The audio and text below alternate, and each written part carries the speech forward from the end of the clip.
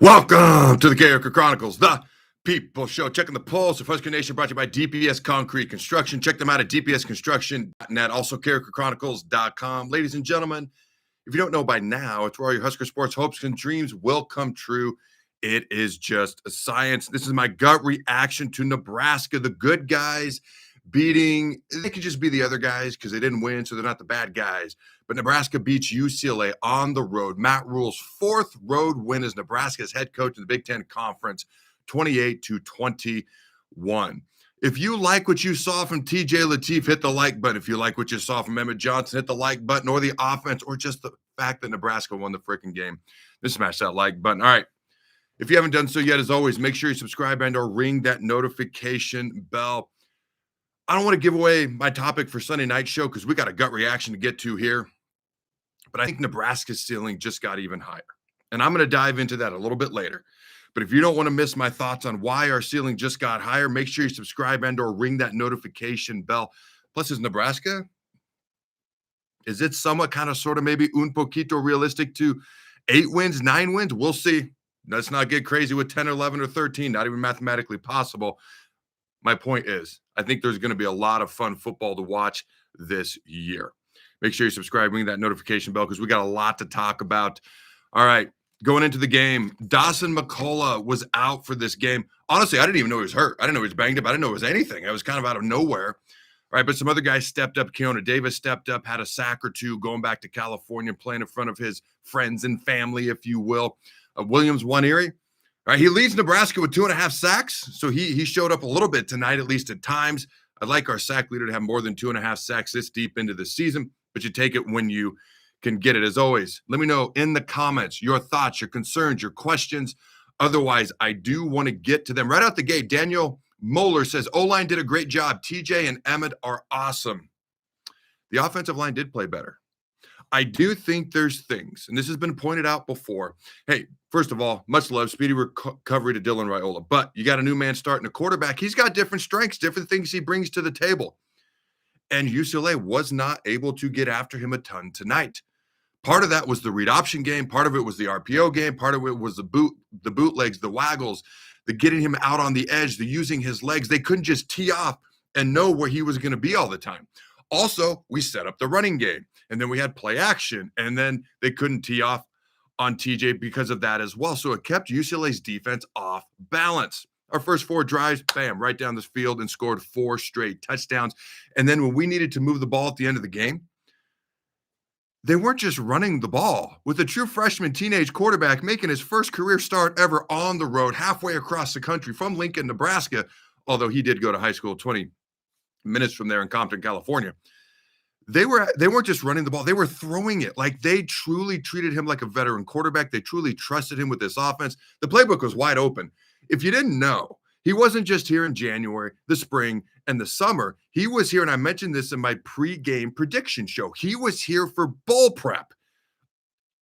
High school players didn't used to be able to do that. But he was here in December. He's been here for almost a full year, 11 months, preparing to play at Nebraska. So it wasn't your typical true freshman starter, so to speak. All right, my initial thoughts, and we're going to go through the game quickly, and I want to get to more of your questions, comments, thoughts, concerns, and or otherwise. Here are my initial thoughts. I don't know how you're not excited as a Nebraska fan. Okay, we have a super chat real quick. EJ should be considered for an All-American. You must follow me on Twitter or Facebook or TikTok. By the way, if you don't follow me on X, Facebook, or TikTok, go ahead and do so. Shout out to Naders. You're right. I flat out said, because earlier this week, I was like, hey, Emmett, is he going to be first or second team All Big Ten? Not should be. Will he be? Because I could see, I don't think we're the Big Ten's favorite child, so to speak. He being left off the list. Now, the conversation is he in that All-American candidacy conversation because he should be. He had over 100 yards rushing, over 100 yards receiving. He touched the ball for 31 times tonight. That's 2 straight games where he had 30-plus touches. That's redonkulous. And it's phenomenal because that's what we need from him, to be honest with you.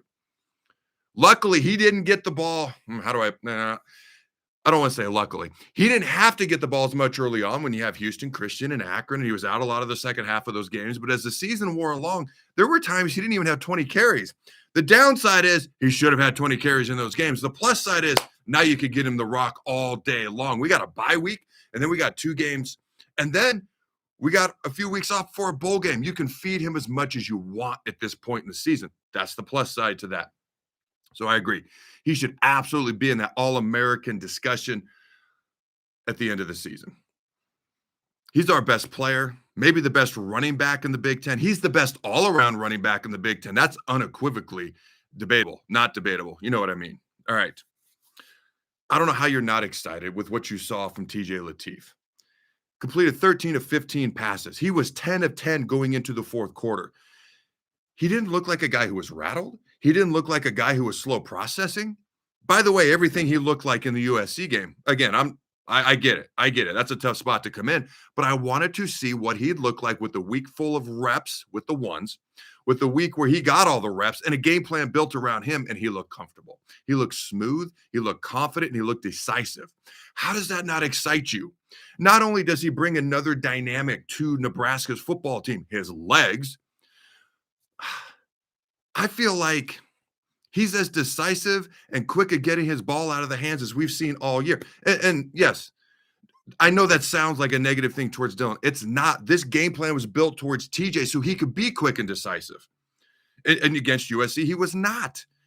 Okay. And that, again, that's understandable. But that's what happens when you're getting the reps and the game plan is built around you and you're working with the guys all week that you're going to play with on Saturday. I don't know how you don't get excited about how he looked mentally, about how he looked throwing the ball, and about how he looked with his legs. How do you not get excited about that? All right, that's my initial thoughts. I got more as the show goes along. I want to get your questions, comments, thoughts, concerns, or otherwise. I'll give final thoughts at the end. Let's go through the game real quick and keep sending in your comments. What grade? Let me know in the comments right now. What grade would you give Dana Holgorsen for his game planning and his play calling throughout this game? A plus, A minus, B plus, B minus. You know how the grading system works. All right, what grade would you give him? Let me know in the comments right now because I'm genuinely curious. This was the first time all year, and I could be wrong. So I'll just give my take because it's my opinion, so I can be wrong. I'm not trying to state a fact here. My opinion is I had not watched a Dana Holgorsen offense with a Dana Holgorsen game plan and Dana Holgorsen game planning yet all year. Not what I'd seen at West Virginia, not what I'd seen at Houston, not what I'd seen at Oklahoma State, not what I'd seen from Dana Holgorsen in the past. In my opinion, we hadn't just seen Dana be Dana. Again, that's my opinion. I can be wrong. It's happened before, once or twice. It'll probably happen at some point before I die again, about 3,000 times.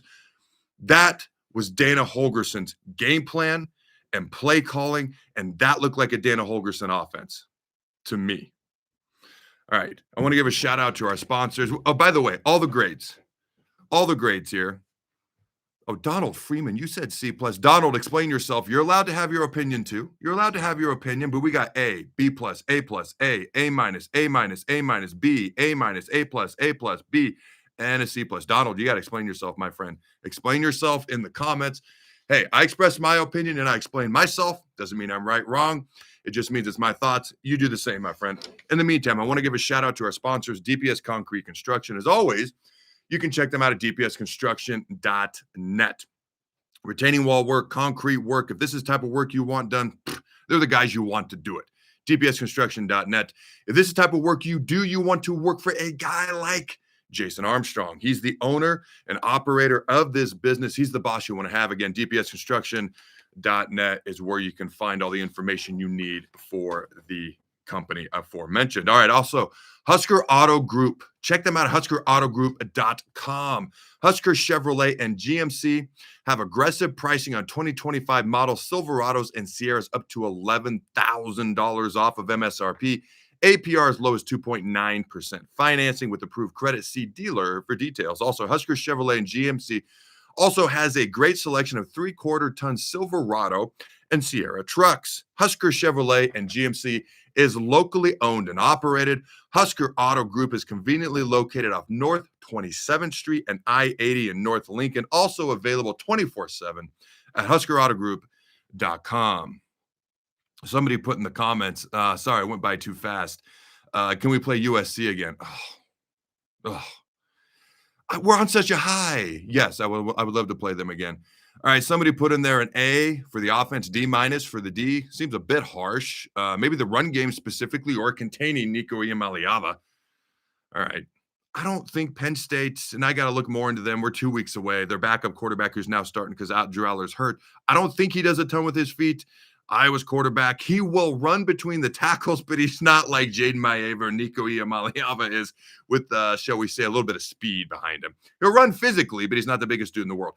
So we will not face another quarterback exactly like the last two we just faced the rest of this regular season. Anyways. All right, Eric B says Penn State is going to get whooped. That's a great comment to lead into going throughout this game on. Nebraska won the coin toss. Didn't we start off the season like 0-6? And have we won 3 in a row? I cannot factually like 100% say that that's the truth, but it sounds right. Anyways, we won the coin toss. All right. Nebraska forces a 3-and-out right out the gate. First drive of TJ Lateef's career as a starter at Nebraska. They go right down. You get 6 Emmett Johnson runs. Lateef keeps it for a 14-yard keeper on the ground. He hits Ja'Cory Barney on a little RPO play action pass into the flat. Ja'Cory Barney 2-yard great touchdown catch. Nebraska up 7-0. Good guys lead. 8 minutes left in the first quarter. It was a 9-play, 61-yard touchdown, a drive.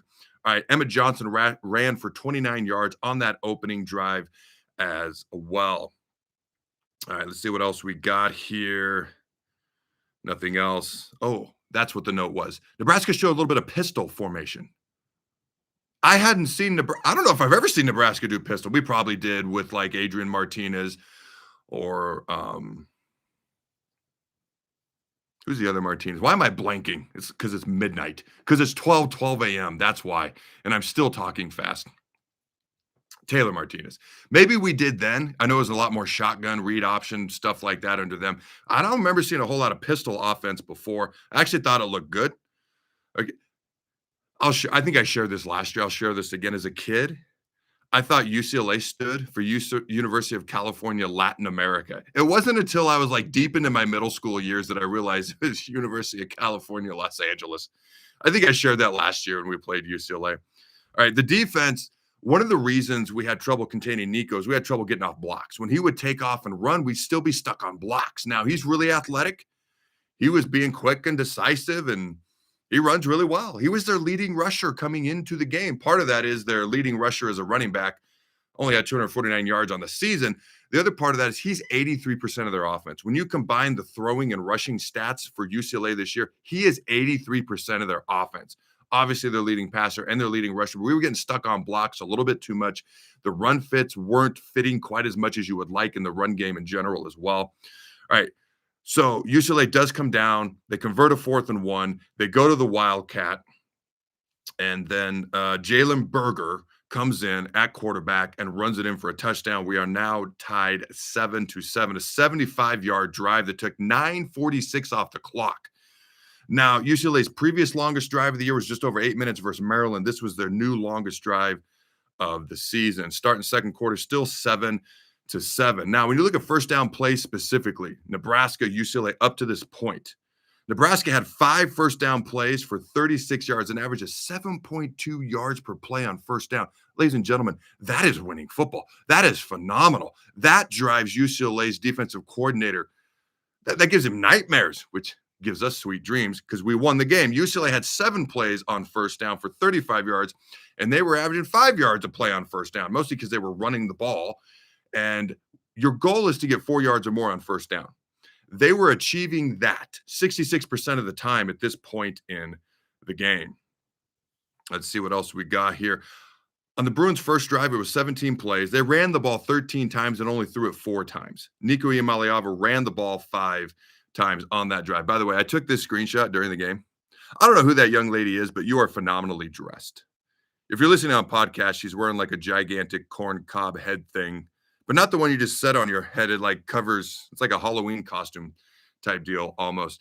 And again, they were really, Nebraska gets the ball. They were really doing a ton of read option, RPO type game, bootleg concepts. And I had talked about this, I think on my show on 93.7, The Ticket, the Adam Carriker Show.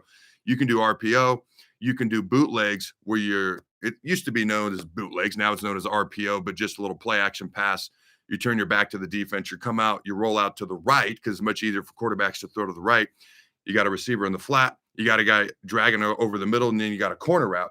And they were doing that a ton early on. They didn't do it as much later because they went to more shotgun type formations, as I mentioned, a little bit out of the pistol early on and throughout the game as well. But they were executing this perfectly. And when they said, like I interviewed Luke Lindenmeyer, when Holgorsen was at the press conference, when the players talked, they said, oh, it's the same game plan. I said, I hope not. I hope not. Why in the world would it be the same game plan with TJ Lateef back there? Either they didn't want to give anything away to UCLA, or sometimes, you got a bunch of plays in your playbook. Let's say they had 10 plays in their playbook. Obviously, they've got way more than that. But maybe sometimes you'll focus on these 7 if Dylan Raiola is your quarterback and you won't run these 3 as much. Well, maybe the playbook wasn't that different, but maybe with TJ, you focused on these 7 and you didn't do these 3 that you might do with Dylan Raiola a little bit more. So maybe the playbook and plan was different. I do think it was different. Or maybe you just emphasized different plays, which I also think was part of the factor as well, because you have TJ Lateef as your starting quarterback. They ran a little fake screen for Nebraska's second touchdown here. It was phenomenal. The old wide receiver screen, which we always do to the left with Isaiah Hunter. And so they kind of faked that. And then Emmett leaked out of the backfield. They hit Emmett Johnson for 56 yards, touchdown on the screenplay. First of all, the dude refuses to be tackled. There was Rocco Spindler. There was our center. There was offensive linemen out front leading 30, 40, 50 yards downfield. You know why our screenplays didn't work last year? Because the wide receivers didn't block and offensive linemen didn't get downfield. They're working this year because wide receivers are blocking. The guys getting the ball refuse to be tackled, and the offensive linemen are down the field, and they're freaking blocking. And it is fun to watch the hog mollies, the big boys, the big uglies, the wide bodies. I can call them that. It's okay. Getting downfield, doing their thing. That is fun to watch, even as a former defensive guy, because I can respect the big guys getting downfield. They don't run 30, 40 yards very often, so that's pretty awesome to see. Nebraska scores, as I mentioned, Justin Evans I said our center. Justin Evans is his name. Nebraska scores 14-7. All right, let's see. TJ, by the way, he didn't throw an incompletion till the fourth quarter. He was 10 of 10 going into the fourth quarter. It was only a 4-play, 75-yard drive. Nebraska leads 14-7. All right, let's see what else we got here. Oh, the announcers were driving me nuts. So his name is Nico Iamaleava. When he transferred from Tennessee to UCLA last offseason, that whole thing blew up on social media. I had to learn how to say his name. And at first, I struggled so much. But once I got it, it was easy. You just had to put like 5-10 minutes in. Nico Iamaleava. It's not the announcers kept saying it, Nico Yama. And then he kept saying it like he thought it was right.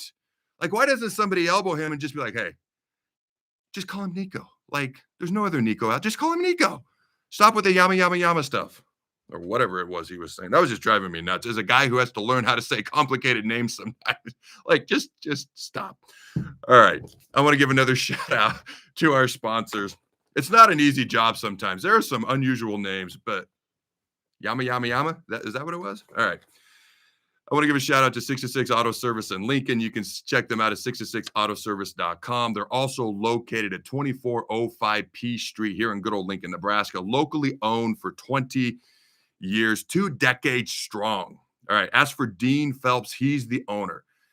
What I like about Dean, he almost doesn't know how good he is. Like some people you'll run into, they know they're really good and they're kind of full of themselves. He's like really good at his job. He genuinely cares and he's so humble. He like doesn't even realize it. So when you go in, ask for Dean or Eric or Jeff. Tell them that Adam sent you. All right. They do great work at a very reasonable price. We now have kids who are driving, and it's where I take my car, my wife, and our kids' cars. We take our family's cars and vehicles to be taken care of. Everything from oil changes to engine replacements. They offer shuttle rides, loaner vehicles, and financing as well if needed. Again, that's 66 Auto Service in Lincoln, 66autoservice.com. All right. The announcers were 100% hyperbole. Man, they were having a hard time with it. And then they just kept saying it like they thought it was right. At least realize that it's wrong, right? Because you don't realize you're wrong. You have no chance to correct it and do better, I guess. Okay. So UCLA's next drive. They're running the ball down the field. We're having a hard time stopping them. 3rd and 1, they passed the ball. And there was some sort of, I have to go back and watch it again. They weren't on the same page. It was almost like they thought Nebraska jumped. It's like the Nebraska crowd noise affected UCLA's offense on this play. They snapped it. Nobody moved but the center. Really, nobody was ready, and it was an ugly pass play. Then on fourth down, they do an option. Nico should not have kept it. He did, and we stop him short. It was the best-looking run play for our defense versus their run offense the whole night. And it was a big one because they probably may have scored later on that drive, and we stopped them, and we won by 7. The 7 points they did not get on that drive. Now, who knows how the rest of the game is affected, but that was a big mess up on third down by them and a big stop by our defense on fourth down by us. All right, Vincent Shavers had a great game tonight. He was all over the place, played really, really well. All right, I thought this was cool. I took a screenshot off the TV. True freshman quarterbacks who've started at Nebraska. Tommy Frazier, 92, he went 5-2. Cody Green, forgot about him starting as a true freshman. He went 2-0 in 2009. Adrian Martinez, 2018, he went 4-7, okay? And then Dylan Raiola, 7-6 last year in 2024. Obviously, TJ Lateef gets his first start as a true freshman tonight. Nebraska's next drive, they go down the field, they score, okay? They make it 21-7. At this point, TJ Lateef is 6 of 6, 119 yards, 2 touchdowns. All right, and let's see what else we got here.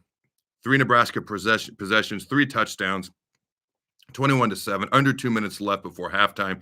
They get the ball out of the break as well. Oh, TJ at this point also had 21 yards rushing. I should note, there was a lot more crossing routes, a lot more slants from Nebraska, a lot more passes to the middle of the field than normal. If you happen to notice that, UCLA was leaving it open. And Nebraska was kind of taking advantage of it. I think also what happens is when you're running RPOs, those inside backers, they're taught to get downhill. Downhill. You got to get into that gap because you're not blitzing unless you're on a blitz. You get in the gap, you try to tackle them, because if you just sit there at 4 and 5 yards your depth, you're meeting the running back at 4 or 5 yards. And there's a lot more space. And then if he drags you or knocks you back at 6 or 7 yards, you got to get downhill. So on that RPO, the quarterback's reading the second level defender, they get downhill, boom, hits him right over the middle for a slant, for a crosser, where the linebackers were at, which they have to get downhill to respect the run because Emmett was killing them. It's why the RPO game and TJ Lateef's legs create such a problem, because if he keeps it and they're not downhill, boom, now he's breaking outside. If he gives it to Emmett and they're sitting on those slants and crossers, now Emmett's killing you up the middle. Then you get downhill, TJ reads it, boom, you hit the slants and the crossers. It was a beautiful game plan and beautifully called game by Dana Holgorsen. At this point, Nebraska was averaging 6.5 yards on their first down plays at this point in the game. They had 9 rushes for 56 yards, okay? And Nebraska had 6 big plays for 140 yards. 6 plays that equaled 140 yards on their big plays so far this game. Let's see. UCLA misses a field goal right before halftime. Emmett Johnson is one of the most underrated running backs in America. I do think that's going to start to change here in the near future. Let's see what we got here. Nebraska had just three third downs in the first half on only 22 plays. UCLA actually ran more plays, but we were way more explosive. We were getting more yards per play. Okay, let's see. Yeah, actually, UCLA had 41 plays that they ran.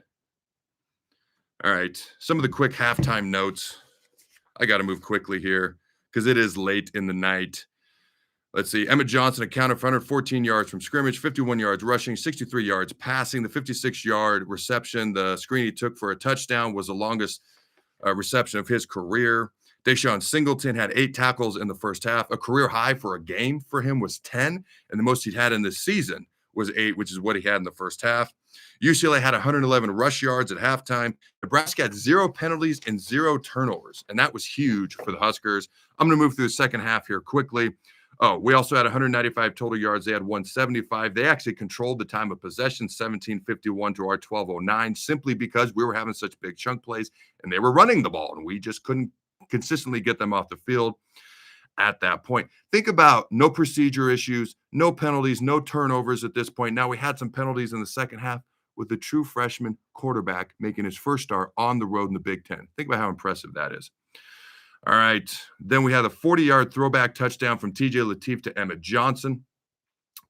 And another touchdown, 28-7. Our first 4 drives under TJ Lateef, 4 straight touchdowns. We didn't score the rest of the game. The defense was able to hold on. Okay, let's see what else we got here. The Bruins, I'm moving quickly here. The Bruins respond quickly, 4 plays, 69 yards, capped by a 45-yard touchdown strike from Nico Iamaleava. Under 10 minutes left in the third quarter is 28-14. Nebraska at this point, though, is averaging 9.3 yards per frickin' play. That's crazy. All right, we had 27 rush attempts, 10 pass attempts, which meant at this point in the game, which meant we were running the ball 73% of the time. I don't hate that. And passing it 27% of the time. Nebraska finally punted on our 5th drive. Now, UCLA coming into the game was the worst team in the country, allowing 55% conversion rates on third downs to their opponents. They finally get the Huskers to stop here. 28-14. The attendance randomly for the Rose Bowl or for the game in the Rose Bowl is 44,481. My guess is well over 50% of that. Probably like 65% was Nebraska fans. All right, let's see what else we got here. UCLA does go down and score. 12-play, 96-yard touchdown drive, 4:54 left in the game, 28-21. And as we know, Nebraska had 8 big plays at this point in the game. About 5 minutes left, just under, for 193 yards. Big plays were huge for us. TJ just looks so smooth, so confident, so decisive tonight.